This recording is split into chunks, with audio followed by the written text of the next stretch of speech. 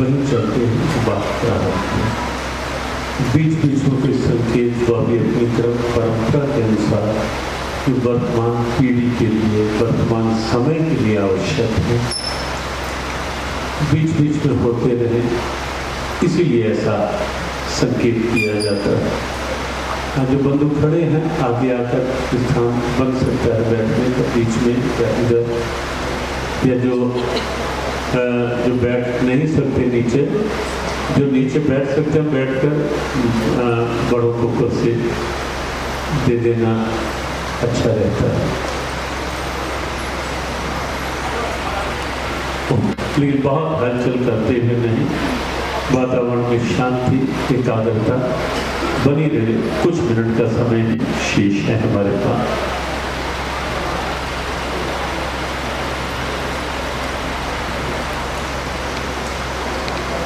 युधिष्ठिर जब गए कौरव पक्ष में, विजय का आशीर्वाद मांगा, बात चल रही थी कि पांडव दैवीय पक्ष है, दैवीय सद्गुणों वाला पक्ष, और उसका प्रमाण कि कृष्ण हो ही नहीं सकते थे।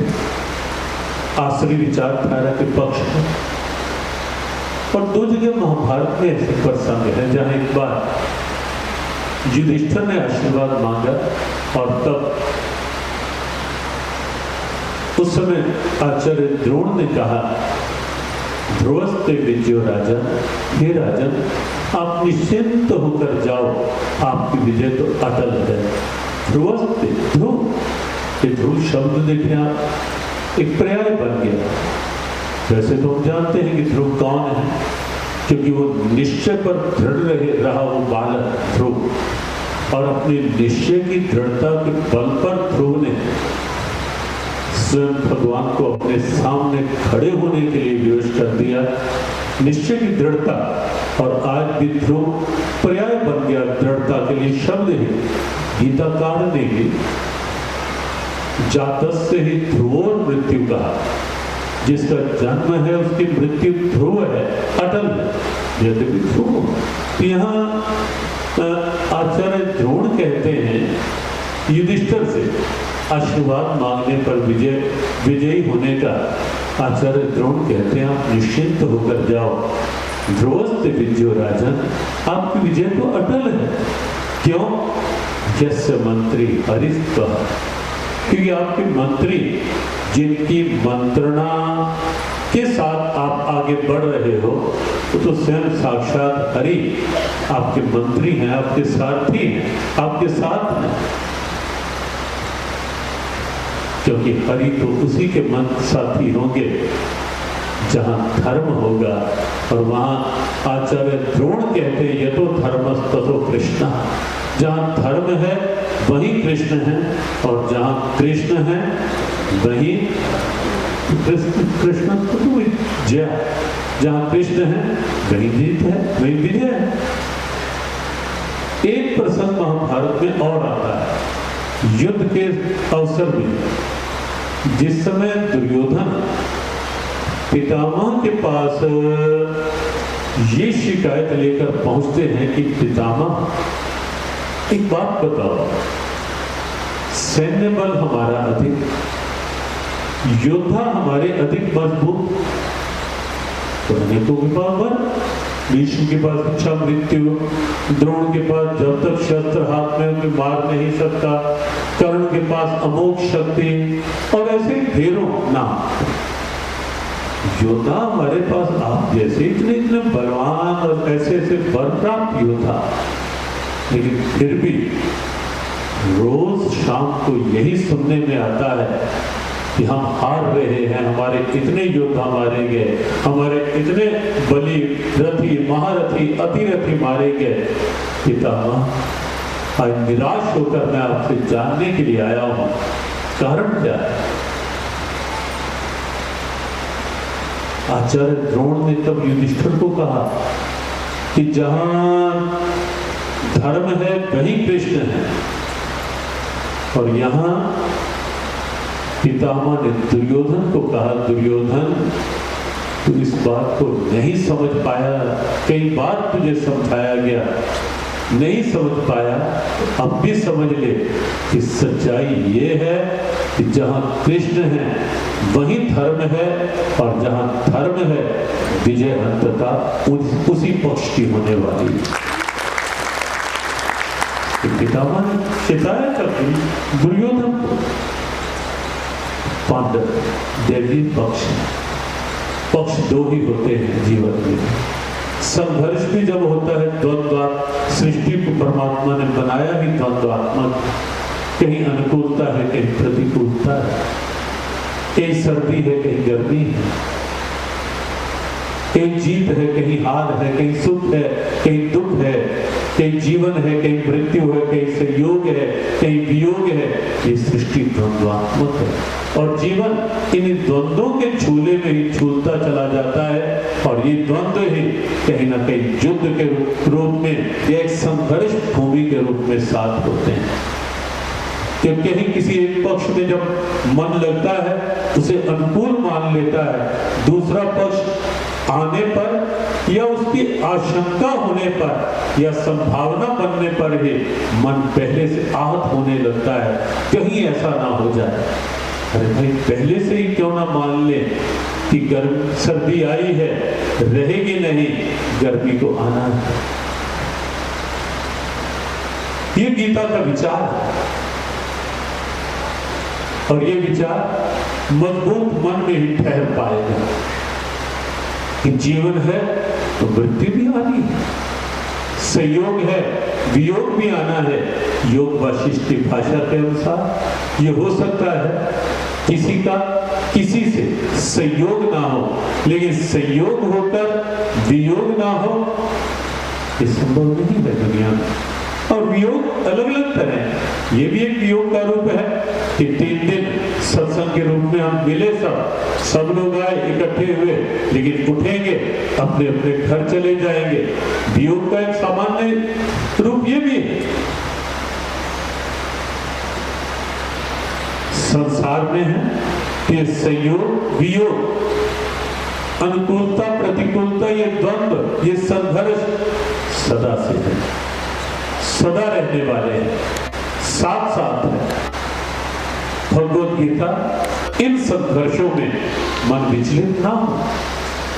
जरा सी प्रतिकूलता या प्रतिकूलता की आशंका ही आजकल तो मन को अशांत कर दे, कहीं ऐसा हो ना जाए। और कई बार तो ये भी होता है कि हम अनुकूलताओं का लाभ या अनुकूलताओं का सुख ले ही नहीं पाते। पहले से होने वाली प्रतिकूलताओं की आशंका पहले से मन में इतनी हावी हो जाती है कि अनुकूलता का सुख भी नहीं ले लेती थी। गीता का चिंतन मन को मजबूत करके जीवन के इस संघर्ष, इस द्वंद्व में मजबूत मन के साथ प्रवेश करो। और मजबूत मन का एक ही साधन है, कल भी संकेत किया गया था, मैटेरियलिस्टिक साइंस के पास, भौतिक विज्ञान के पास कोई साधन मन के लिए नहीं। अच्छे भले मन को कमजोर करने के अनेक साधन हैं भौतिकीय जगत में, लेकिन कमजोर मन को फिर से मजबूत करने का कोई साधन नहीं था, है भी नहीं, होगा संभावना भी नहीं विज्ञान को। क्यों? विज्ञान की पहुंच ही नहीं बनता। विज्ञान, बाहर का विज्ञान सिमटा हुआ है केवल शरीर तक। जितने एनर्जी के कई दवाइयां भी होती हैं, आज केमिस्ट एसोसिएशन के बहुत से बंधु यहाँ बैठे हैं, जितनी भी दवाएं आपके पास होंगी वो होंगी तो केवल शरीर के लिए। कोई टॉनिक हो, कोई इस प्रकार के आयुर्वेद में कई तरह के प्राश होते हैं, कई तरह के और साधन होते हैं, लेकिन जितने भी साधन होंगे वो होंगे तो केवल शरीर के लिए। मन को पुष्ट कर पाए या तुष्ट कर पाए ऐसी तो कोई दवा कहीं है ही नहीं। मन की दवा गीता है, मन की दवा गीता है, मन की दवा भगवान का नाम है, मां मनस। ये जो बात है, गीता के कृष्ण कहते हैं, अर्जुन मेरा स्मरण कर और जीवन के संघर्ष में लड़। प्रारंभ में भी यही तो अंतर था। दुर्योधन ने महाभारत में प्रवेश किया अपनी ईगो के साथ, अहंकार के साथ, मेरे पास इतना बड़ा सैन्य बल। और इसे गीता का प्रथम अध्याय आप देखें, दूसरे श्लोक से लेकर दुर्योधन का अपने गुरु आचार्य द्रोण के पास जाकर सैन्य विवरण का भाव देखें। अब वहां देखेंगे अर्जुन के अंदर का कपट, ईर्ष्या, द्वेष, आवेश सब कुछ उन श्लोकों में दिखाई देगा। कौरवों की सेना का बताया एक एक करके, पांडवों की सेना के एक एक करके 19 नाम गिना दिए योद्धाओं के, बड़े बड़े योद्धा।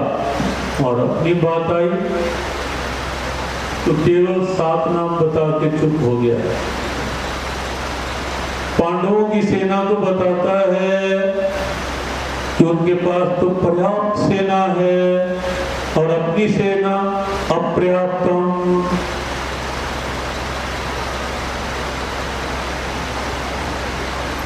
आचार्य भीष्म के द्वारा रक्षित हमारी सेना तो अपर्याप्त है। और थी कितने? 11 अक्षौहिणी। पांडवों की कितनी? 7 अक्षौहिणी। अंतर कितना हुआ? कितना अंतर हुआ? कितना अंतर हुआ? 4 का। ये 4 का जो अंतर था ये वास्तव में 10.5 लाख की सेना का अंतर था। कि महाभारत ग्रंथ के उद्योग पर्व के अनुसार जो गणना थी 1 अक्षौहिणी सेना की, वो 2,62,000 से अधिक की गणना थी एक अक्षौणी सेना में। 10.5 लाख था, लेकिन तो भी दुर्योधन ऐसा बोलता है कि हमारी सेना उनकी सेना। तो अंतर दुर्योधन प्रवेश करता है युद्ध में ईर्ष्या, द्वेष, अहंकार, आसक्ति, स्वार्थ ये सब लेकर, लेकिन अर्जुन प्रवेश करता है महाभारत युद्ध में कृष्ण को साथ लेकर के। कृष्ण पूछते हैं पार्थ करेगा क्या मेरा युद्ध? मैं नहीं करूंगा, शस्त्र मैं नहीं उठाऊंगा, तूने मांग मुझे लिया, मुझे हथे को, करेगा क्या मेरा? अर्जुन ने कहा कृष्ण ये एहसास कम है क्या? आप मेरे साथ हो और फिर आपको साथी ही नहीं, मैं तो आपको सारथी भी बनाने वाला हूं। और जब आप साथी होंगे, आप सारथी होंगे, इससे बढ़कर मेरे लिए और क्या होगा? आप मेरे साथ। और सच में जीवन का ये एहसास सबसे बड़ी प्रॉपर्टी है जीवन।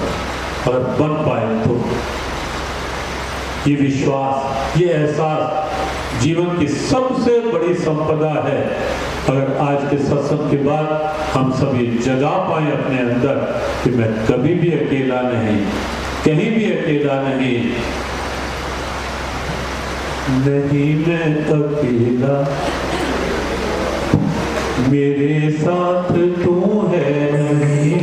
बस 1 मिनट को बुलाते संक्षेप में 10 मिनट में 2 सूत्र।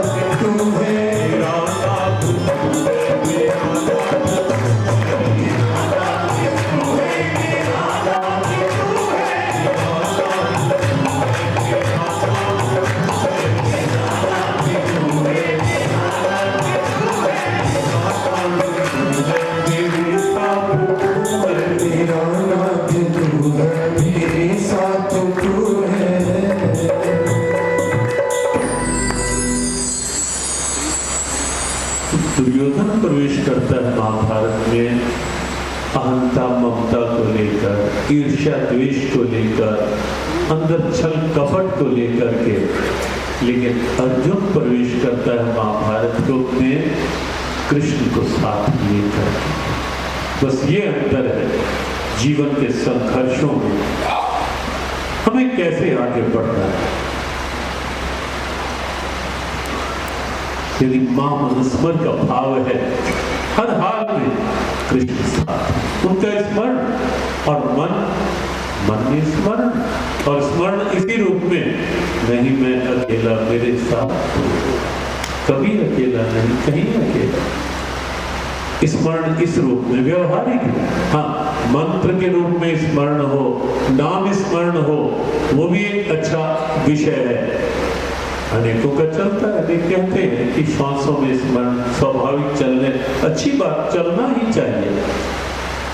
नाम है तो इसका स्मरण होना ही चाहिए, लेकिन स्मरण का एक रूप ये भी है कि अंदर ईगो ना हो, मैं कर नहीं रहा, उसकी कृपा से हो रहा है, ये स्मरण अंदर ना है। मेरा मेरे पास कुछ नहीं, सब उसकी कृपा का प्रसाद है, भीतर ये भाव हो। सब में प्रभु हैं, निज प्रभु में देखें जगत, कहीं सन कर ही विरोध, किससे ईर्ष्या, किससे द्वेष, क्योंकि सबके अंदर है तो वही गोविंद, वही चेतना ही है सबके अंदर। ईर्ष्या द्वेष क्यों? मां मनुस्मर, भगवान गोविंद कहते हैं मेरा स्मरण करते हुए संसार के संघर्षों में प्रवेश कर, और इसका बड़ा लाभ ये होगा मजबूत मन से प्रवेश कर पाओगे, क्योंकि मजबूत मन की औषधि बताई गई एक ही है, और वो है सब दुख दर्द दवाई है,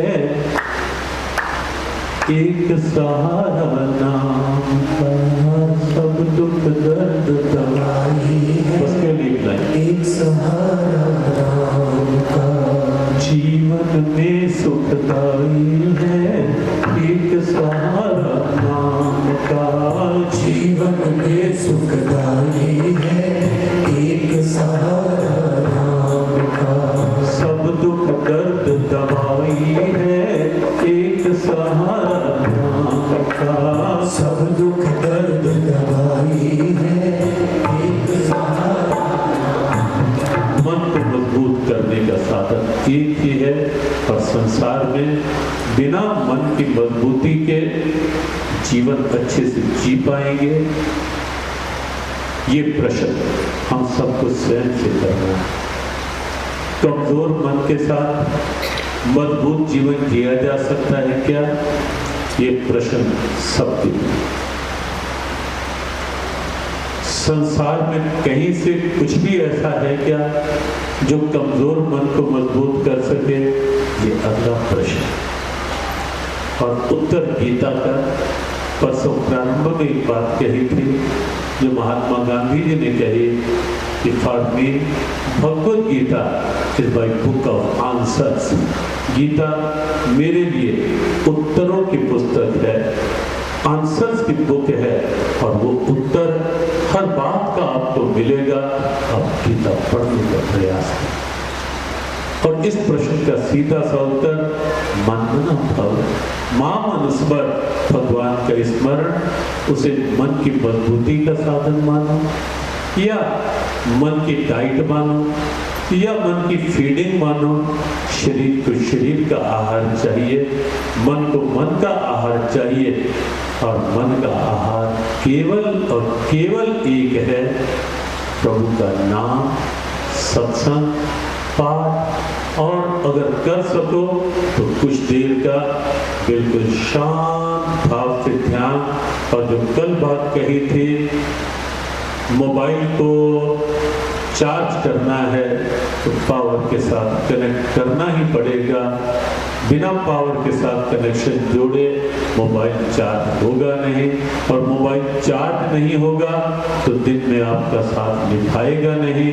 बिल्कुल ऐसे ही मन को यदि चार्ज करना है, मन को एनर्जी देनी है, मजबूत बनाना है, तो मन को ऑलमाइटी पावर के साथ कनेक्ट करना ही होगा, जोड़ना ही होगा। यही मामनस्वर है, यही मनमना भाव है, यही भैया सत्य मना पात। यद्यपि भगवत गीता में ऐसी ढेरों प्रेरणाएं हैं, एक एक प्रेरणा पर यदि विचार करने लगे तो शायद कई दिन गीता के एक एक सूत्र पर, अब यही सूत्र है मामनस्वर, मेरा स्मरण। क्यों? ये प्रश्न है। अब इसके उत्तर में कितने वैज्ञानिक तर्क हो सकते हैं, कितने व्यवहारिक तर्क हो सकते हैं। आजकल के लोग तो कह देते हैं ना, क्या आवश्यकता है, ये तो केवल कुछ लोगों की पूजा अर्चना का और आजकल के पढ़े लिखे कुछ भी कह सकते हैं। भगवान का स्मरण, नाम स्मरण, क्या जरूरत है उसकी, जैसा चल रहा। देखो, हम तो एक बात कहते हैं, बहुत से कॉलेज, यूनिवर्सिटी, बहुत सी जगह, बहुत से डॉक्टर्स के सेमिनार हुए, बहुत से और भी वरिष्ठ जनों के साथ गीता गोष्ठियां, हम एक बात कहते हैं, देखो, या तो बिना भगवान के स्मरण से सब अच्छा चल रहा होता, दुनिया बहुत अच्छे ट्रैक पर चल रही होती, शांति बढ़ रही होती, सद्भावनाएं बढ़ रही होती, तो शायद हम भी अपना आराम से बैठ जाते। हमें भी लगता कि इन प्रवचनों पर कोई इतना औचित्य नहीं है, लेकिन जब प्रत्यक्ष दिखता है अशांति बढ़ती जा रही है, तनाव बढ़ रहे हैं, दबाव बढ़ रहे हैं। आज दिन में बहुत से एडवोकेट, लगभग 40 की संख्या है, हम गिने नहीं थे, हमने अनुमान का बताया, लेकिन हमारे ने कहा 40 ही थे। तो बड़े सीनियर एडवोकेट्स, कोई GST के जॉइंट कमिश्नर और इस रैंक के भी चर्चा, पारस्परिक संवाद चल रहा था गीता के कुछ सूत्रों पर। और वहाँ भी उन्होंने कुछ प्रश्न किए भी, कुछ प्रश्न उनसे उनको भी कहा कि आपके मन में बिल्कुल प्रश्न हो। और ये बात बहुत स्पष्ट हुई कि जब आप लोग पढ़ते थे छोटी आयु में, तब ये टेंशन, स्ट्रेस तो कभी नहीं सुना, ये शब्द ही नहीं थे। लेकिन आज टेंशन भी एक फैशन सा बन गया है। बड़े गरज, आज मुझे, आज today I am in tension, आज मुझे कुछ नहीं पता। बड़े लोग इसको बड़ा स्टाइलिश हो गए, बड़े स्टाइल से कहने लगे, आज मैं बड़ी टेंशन में, आज नहीं मेरे से बात करो। बहुत बड़ा शब्द है, क्या है टेंशन?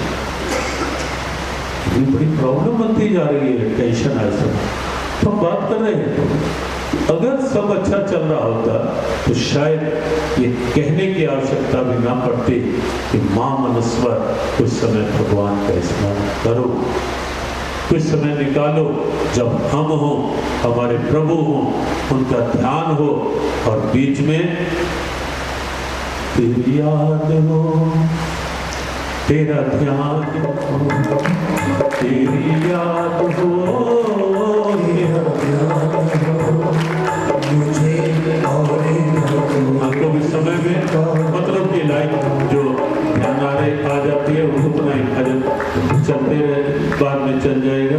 अभी इतना है, कुछ समय जब हम उसकी याद में, उसके ध्यान में, कुछ समय हो जब व्यवहार में, मन में, तो लंकनी जैसी राक्षसी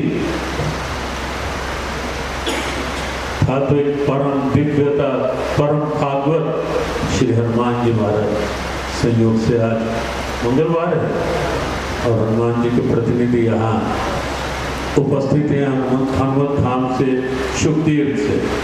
तो संयोग से प्रसन्न, तो हनुमान जी तो पहले वही लंकनी कह रही थी कि जानत नहीं बड़म शठ मोर आहा जहां लगी चोरा, शठ कह दिया, चोर कह दिया, अपना आहार कह दिया, इतने बड़े शब्द कह दिए।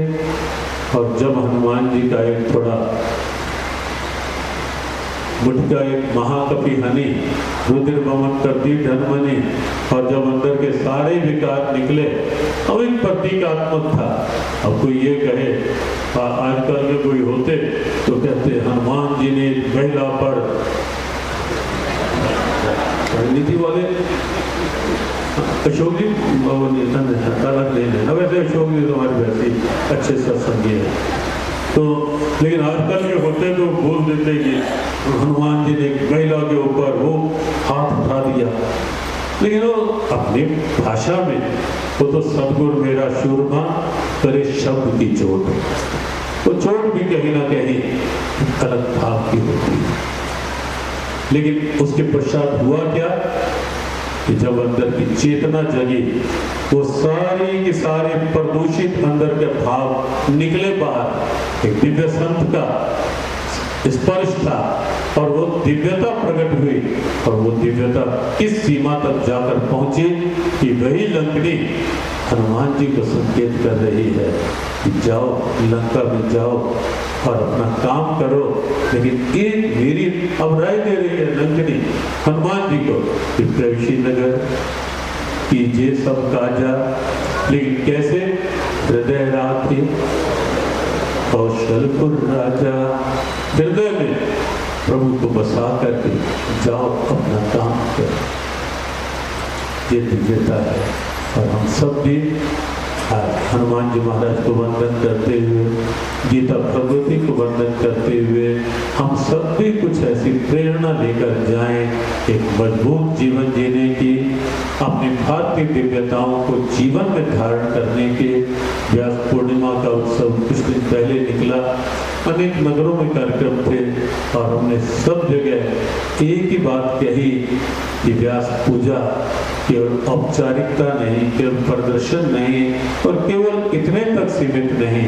व्यास पूर्णिमा का मतलब है हमारी दिव्य ऋषि परंपरा घर घर में सम्मान पाए, हर हृदय में सम्मान पाए, सर्वत्र सम्मान पाए।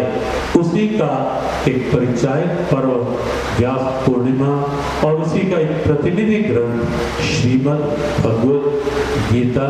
और इस माध्यम से हम गर्व करते हुए अपनी भारतीयता पर, अपनी राष्ट्रीयता पर गर्व करते हुए अपने भारत के ऐसे दिव्य रत्नों पर, श्रीमद् भगवत गीता जैसे ग्रंथ पर गर्व करते हुए, ऐसे परम भागवत श्री हनुमान जी महाराज जैसे परम भागवत ऐसी दिव्यताओं पर हम गर्व कर सकते हैं, करना चाहिए।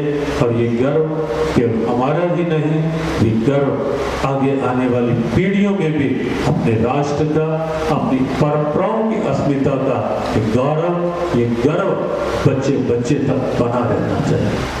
आज समय की बहुत बड़ी आवश्यकता है। हमारी विचारधाराओं में ये कहीं नहीं है कि हम किसी को किसी की प्रताड़ना में हेतु बने, लेकिन अपने स्वाभिमान को, अपनी अस्मिता को पहचानना और उसको आगे प्रेरणा बना करके उसे आगे बढ़ाना, ये हमारा कर्तव्य भी है, हमारा अधिकार भी है।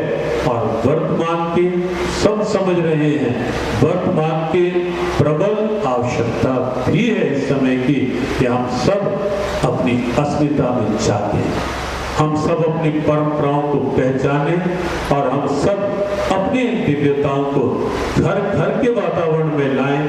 बच्चों को कुछ ऐसा बनाएं कि हर समय बच्चे मोबाइल तक सिमट कर न रह जाएं, कहीं गीता का वातावरण हो, कहीं कुछ और अपनी परंपरा, त्योहार परंपरा, ऋषि परंपरा, अवतार परंपरा, ग्रंथ परंपरा, संत परंपरा, तीर्थ परंपरा, दोनों बच्चों तक ये परंपराएं पहुंचनी चाहिए। और काश वो दिन बहुत शीघ्र आए जब ये सारी परंपराएं हमारी शिक्षा पद्धति का एक मुख्य अंग बन जाएं और बच्चों को पहली कक्षा से ही ये सब साथ साथ पढ़ाया जाने लगे। क्या आपको लगता नहीं कि आवश्यक है इस समय? भगवान कृपा करें, जैसे अनेक तरह के बादल छटे हैं, कई तरह के तुष्टीकरण, स्वार्थगत स्थितियां बादल छटे हैं और भारतीयता का सूर्य कुछ अपनी आभा के साथ सामने आना प्रारंभ हुआ है। है और भगवान कृपा करें उस आभा में एक भाव यह भी हो कि शिक्षा के साथ भगवत गीता की प्रेरणाएं और अपने परंपराओं के स्वाभिमान की प्रेरणाएं हर बच्चे को पढ़ाई जाए। 3 दिन तक यहाँ श्रीमद् भगवत गीता के आज भी हमने सोचा तो था गीता जी के कम से कम 3 वाक्य लेकर के उनको अलग अलग सूत्रात्मक ढंग से, जैसे हरी इच्छा तो मंच पर बैठकर कुछ ऐसा रहता भी नहीं कि यही बोलना है, इतना ही बोलना है या फिर पाठ्यक्रम पूरा करना है।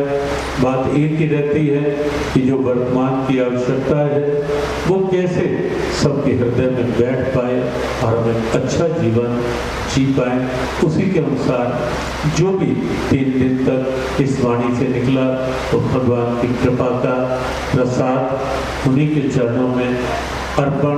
कुछ सूत्र 3 दिन प्रयास किया गया इस संक्षेप में, सरल भाषा में, बिल्कुल एक व्यवहारिक धरातल की स्थिति में और कुछ प्रैक्टिकल एग्जाम्पल व्यवहारिक उदाहरणों के द्वारा कुछ ऐसे सूत्र देने का प्रयास व्यासपीठ से रहा।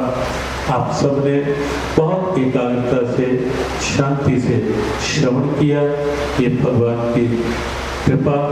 लेकिन इतना ही पर्याप्त नहीं, जो सुना है उस पर अवश्य एक बार विचार करें और विचार करके व्यवहारिक रूप देने का प्रयास करें। जीव गीता का जो आह्वान है, घर घर गीता, वो आह्वान केवल इतना भी नहीं है, ऐसा भी नहीं है कि जबरदस्ती कहीं पकड़ के गाड़ियां रोक के या कुछ भी करके जबरदस्ती गीता पकड़ाते जाना है या घरों में ऐसे डालते, वो कहीं अभिप्राय नहीं है। गीता घर में पहुंचे अर्थात गीता की प्रेरणाएं घर में पहुंचे। जीव गीता का भाव है कि सबके हृदय में गीता बोलने लगे। जीव गीता का भाव है कि छोटे बच्चे भी गीता पाठ करने लगे, बड़ों को भी समझ में आने लगे कि गीता क्यों आज की आवश्यकता है। और इसीलिए जीव गीता ने कहीं डॉक्टर्स के लिए अलग श्लोक, कहीं पेशेंट्स के लिए अलग श्लोक, कहीं टीचर्स के लिए अलग गीता की प्रेरणाएं, कहीं स्टूडेंट्स के लिए अलग प्रेरणाएं। आज दिन में हम कुछ देर के लिए यहाँ मुजफ्फरनगर जेल में थे। कल यहाँ जेल अधीक्षक पूरा समय सत्संग में बैठे, निमंत्रण देने के लिए आए थे निमंत्रण देने, लेकिन पूरा समय आरती करके यहाँ से तब गए। और आज जब हम गए वहाँ लगभग अच्छा वातावरण जेल का उन्होंने बनाया हुआ था। लेकिन जब गए 1 घंटा लगभग जैसे आप शांत बैठे थे, वहाँ इससे अधिक ही शांति थी। और पूरे कैदी भाई, यद्यपि अलग अलग विचारधारा के भी थे कैदी वहाँ, लेकिन तो भी बिल्कुल जिसे पिन ड्रॉप साइलेंस कहते हैं, 1 घंटे तक एक एक शब्द गीता का, जो उन्हीं के धरातल की बात थी, एक एक शब्द बहुत ध्यान से सुनते रहे। जीव गीता ने जेल प्रिजनर्स के लिए भी एक अलग पुस्तिका निकाली कि जेल प्रिजनर्स के लिए कौन कौन सी प्रेरणाएं गीता में है। ऐसे ही नेचर के लिए, एनवायरनमेंट के लिए, यहाँ तक कि राजनीतिज्ञों के लिए भी एक अलग पुस्तिका है, उनके लिए कौन से भाव हैं गीता में।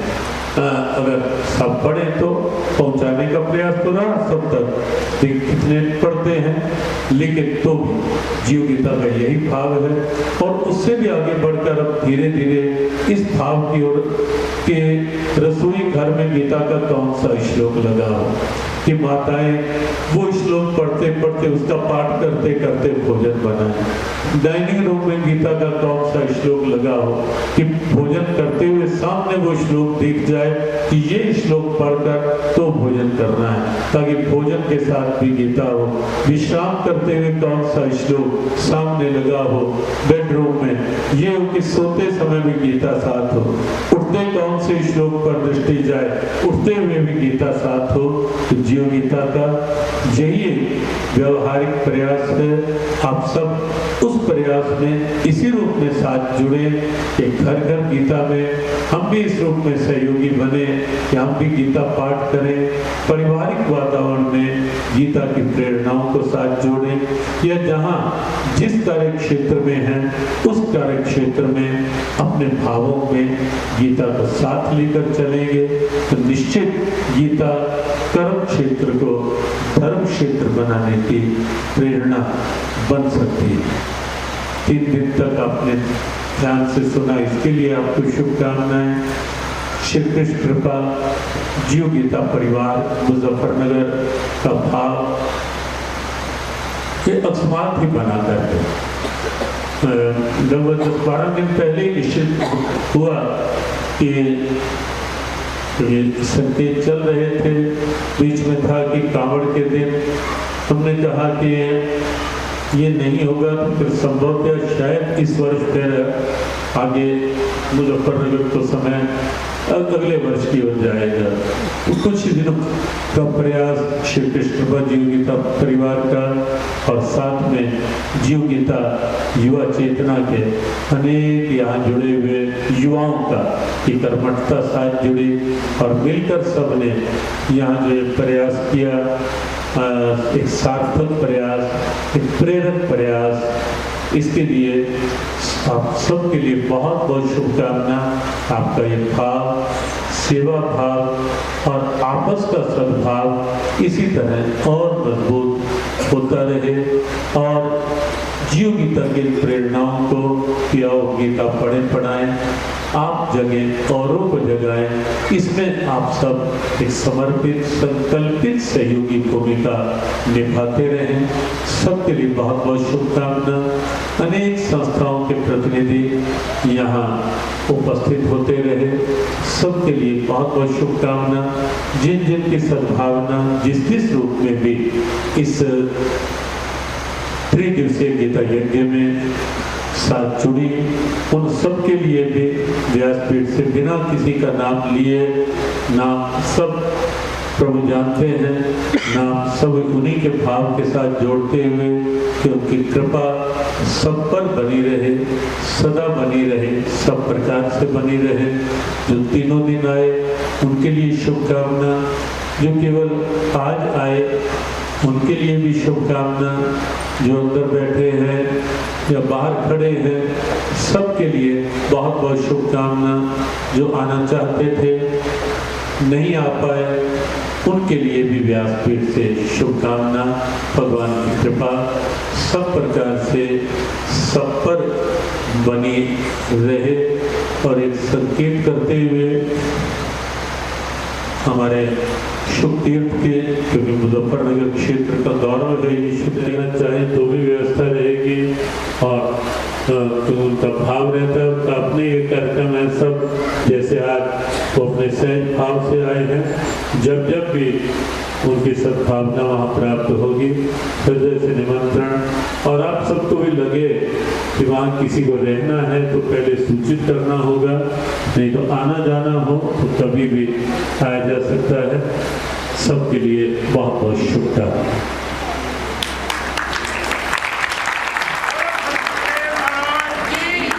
हम प्रार्थना के बाद के अभी कुछ क्षण के पश्चात अवश्य जुड़े और हमारी युवा चेतना के सभी पदाधिकारी मिलकर के करें। सभी आए हुए संतों का स्वागत।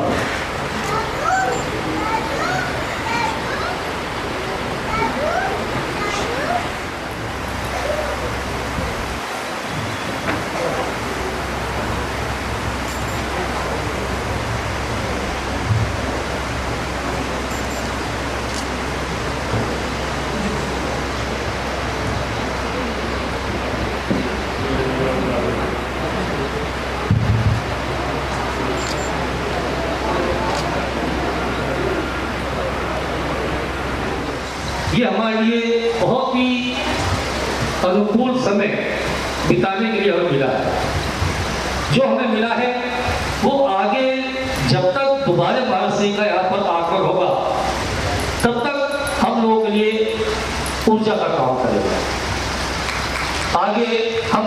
से फिर से निवेदन करते हैं सभी मुजफ्फरनगर वासियों की ओर से कि महाराज श्री से एक निवेदन है कि आगे मुजफ्फरनगर समय थोड़ा सा बढ़ा दिया जाए, क्योंकि 3 दिन में तरक्की नहीं हो पाती और ना ही ध्यान साधना हो पा रही है। तो हम महाराज श्री से आग्रह करेंगे कि कम से कम 5 दिन का समय दिया जाए, जिससे कि ध्यान साधना शिविर भी साथ में किया जाए। ऐसा महाराज श्री से आग्रह कर सकते हैं।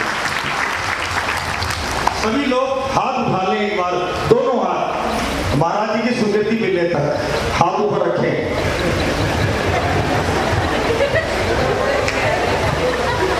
महाराज जी की स्वीकृति मिल गई है, 5 दिन का होगा।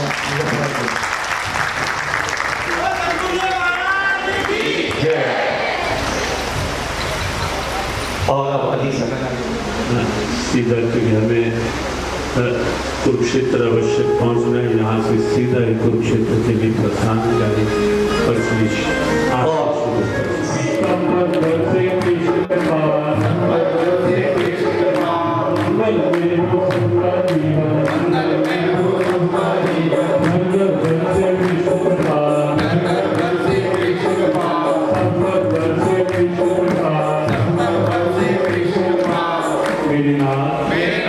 मैं आपको भूलूं नहीं, मेरे नाथ मैं आपसे दूर न रहूं, आप मुझसे दूर न रहें, मेरे नाथ आप अपनी कृपा सदा सब पर बनाए रखें।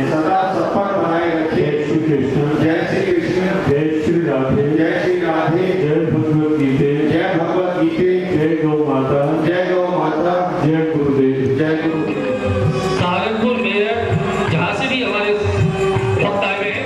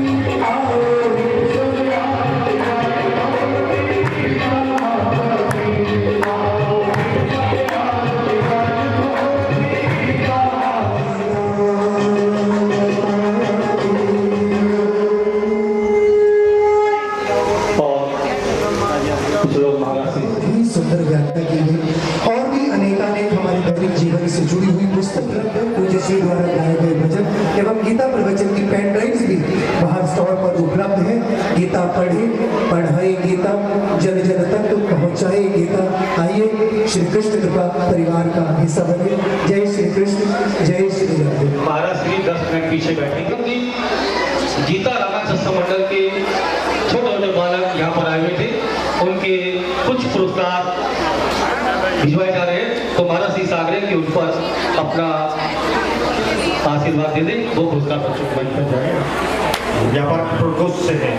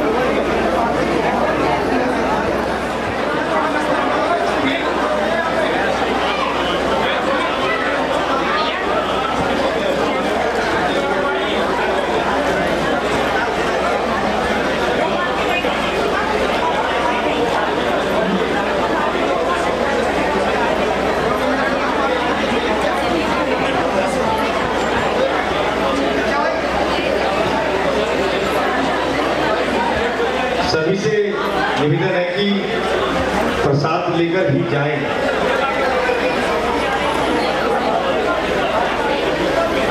युवा चेतना से सभी युवा चेतना के सदस्य भोजन व्यवस्था को संभाल लें।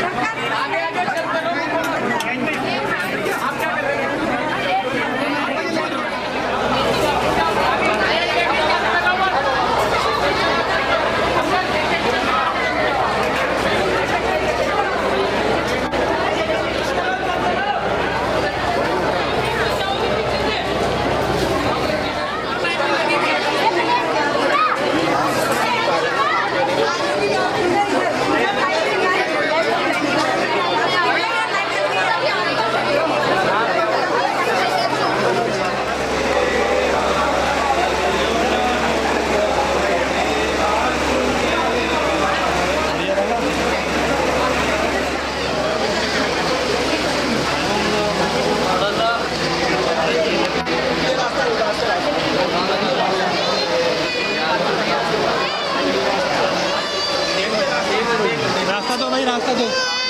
अच्छा बीच में शॉपिंग ले लिया तो पहले